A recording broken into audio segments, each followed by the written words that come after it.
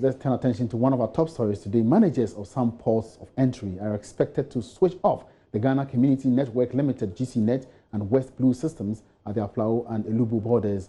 This likely disruptions, and this will cause some disruptions and delays at the ports of entry, and it could lead to demurrage and rent increases by shipping lines, which will be holding containers. Senior Minister Yao Safoma for last week directed the freight forwarders, clearing agents, and other stakeholders to use a new customs management system, Unipass, to clear all goods from the 1st of March. My colleague Norvan Akwahayford has been monitoring the current situation. He joins me right here in studio for some updates. Norvan, you're welcome. Thank you very much. What can you tell us? Has the new system taken off now? Okay, so as we speak, we understand at a Libo and then at a Aflao, they're still using the old system, which is that which belongs to GCNet and West Blue, and that they haven't moved. I mean, importers are still, going on the system and have started their declarations using that old system that is in place. Is it because they are flouting the orders of the senior minister, or it's basically technical problems? Okay, so my interaction with the president of the Ghana Freight Forwarders Institute clearly tells me that there is no system in place. I mean, as of this morning, we got in touch with him, and just before we came on air, we had actually spoken to him on radio, and he did indicate that there is no system. And so they don't know what they're going to, which new system the senior minister is referring to. When you say there is no system, what do you mean? Because I know that some kind of pre-testing and other instances. But you recall that when Edward Akron was here in your studio, he did indicate that their pilot that was supposed to take place in Takoradi and in Aflao, that did not actually take place. In fact, at Elubo, he told you that the last time the Unipass team was there was in October. But, I mean, just a while ago, I also got in touch with the Unipass team and tried to find out that, okay, we want to find out from you what is happening as far as your system is concerned. And they are telling us that what is happening is they have done all the training that they need to do. They are still engaging with the customs division of the Ghana Revenue Authority, knowing very well that they have procedures that they need to follow. And for that matter, they hope that in the coming days or weeks, they would deploy their system. But as of today, as we speak, the GCNet system is working. What is interesting is that we had the Daily Graphic, page 16, reporting that the Unipass has taken off, and did even indicate that on the 21st, Takoradi Port was hooked to the system. Yes. We can report as Joy Business, we have done all these checks. It is not true that the Takoradi Port has been hooked. The Abistek terminal, which is at Takoradi, is still using the GCNet and the West Blue system. Have you had any reactions from the authorities managing the system? Well, I had a call. I placed a call to the GCNet people and the West Blue, and they told them that they are also monitoring their system. It is not off. It is working as it should. And so for them, really, they don't really have any issues. But as I told you, the Unipass team, the Ghana Link people, they are the ones who said that they are actually still, in talks with the GRA, that's the Customs Division, because they know that there are certain procedures that they need to follow, and so they are hoping that in the coming days they will be able to deploy the system that they have. So what's the way forward now?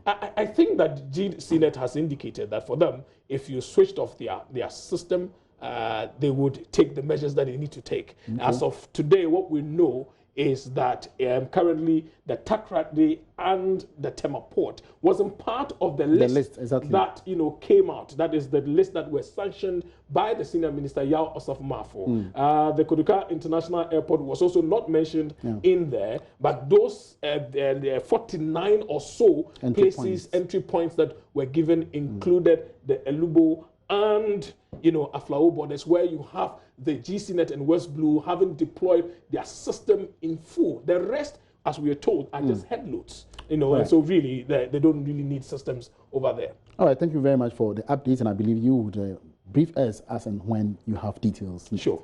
Thank you very much. Norvan Akwahayford is my colleague, and meanwhile, Commissioner of Customs Colonel Koyudamwa insists the Unipass has a potential advantage over the current port management systems by GCNet and West Blue. He further disagrees with the Ghana Institute of Freight Forwarders.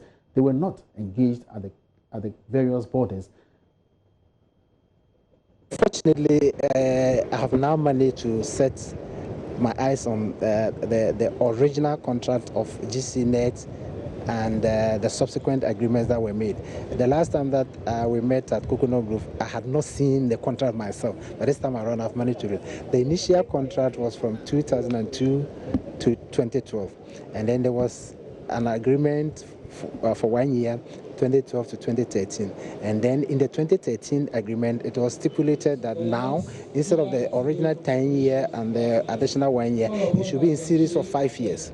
But there should always be a mid-year review of the contract to determine whether GCNet was giving real value for money and then their performances were satisfactory. Now, so that aspect certainly is going to be activated to determine whether or not to disengage completely with them.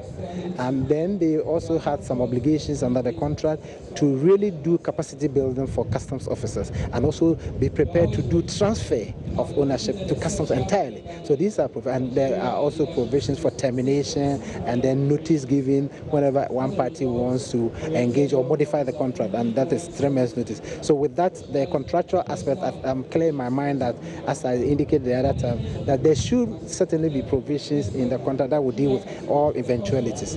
Now, coming to the real operational aspect, we've started rolling out the program. The stakeholders have been engaged. As I indicated in my speech, everybody of the public is potentially a stakeholder, because you either are going to be an importer, declarant, or person with interest in whatever is imported into the country.